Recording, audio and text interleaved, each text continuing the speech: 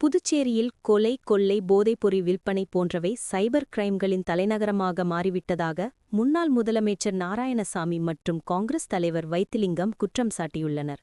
புதுச்சேரி மாநிலம் காங்கிரஸ் அலுவலகத்தில் செய்தியாளர்கள் சந்திப்பு நடைபெற்றது. முன்னாள் முதலமைச்சர் நாராயணசாமி பேசுகையில், புதுச்சேரியில் கொலை, கொள்ளை, கற்பழிப்பு, சூதாட்டம், போதைப்பொருள் என்பதைத் தாண்டி சைபர் கிரைம்களின் மையமாக புதுச்சேரி மாநிலம் திகழ்வதாக விமர்சித்தார். மேலும் இந்த விவகாரத்தில் முதல்வரும் அமைச்சரும் மௌனமாக இருப்பதால் துணைநிலை ஆளுநர் தலையிட்டு உரிய நடவடிக்கை எடுக்க வேண்டும் என வலியுறுத்தினார். இந்த சைபர் கிரைம் இப்ப மிகப்பெரிய அளவுல இந்தியா முழுவதும் அதிகமா இருக்கு. புதுச்சேரி மாநிலத்துல பெரிய அளவுல இருக்கு. எல்லா காவல்துறையும் இந்த சைபர் கிரைம அதனுடைய குற்றத்தை கண்டுபிடிக்க முடியாது. பொதுமக்கள்கிட்ட ஏமாற்றி உங்க ஆதார் அட்டையை கொடுங்க, நாங்க உங்களுக்கு பணம் போடுறோம்னு சொல்லிட்டு ஏமாத்தினா மக்கள் கொடுப்பாங்க தான். ஆனா அது கொடுக்கறது தப்புன்னு சொல்ல வேண்டியது யாருடைய கடமை? அரசாங்கத்துடைய கடமை.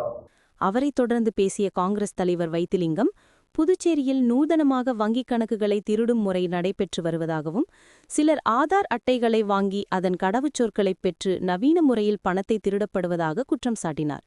தொடர்ந்து பேசிய அவர், இந்தியாவிலேயே சைபர் குற்றங்கள் அதிகம் நடக்கும் மாநிலமாக இருப்பதாகவும், சைபர் குற்றங்கள் சம்பந்தமாக புகார் அளித்தால் விசாரிக்காமல் உள்ளூர் காவல் நிலையம்தான் விசாரிக்க வேண்டும் என்று அலைக்கழிப்பதாக வைத்திலிங்கம் குற்றம் சாட்டினார். அந்த ஓடிபியை கொடுத்துட்டு எதுக்கு கொடுத்தோம் தெரியலேன்னு சொல்லிட்டு பயந்து போய் போலீஸ் ஸ்டேஷன்ல போய் பார்த்தா அவங்க கிரைம் எல்லாம் வாங்க மாட்டாங்க, சைபர் கிரைம்ல எடுக்க மாட்டாங்க.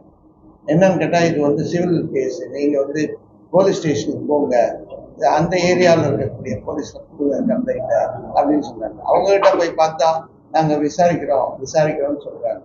ஆனா எந்த விதமான நடவடிக்கை எடுக்காம இருக்கிறாங்க.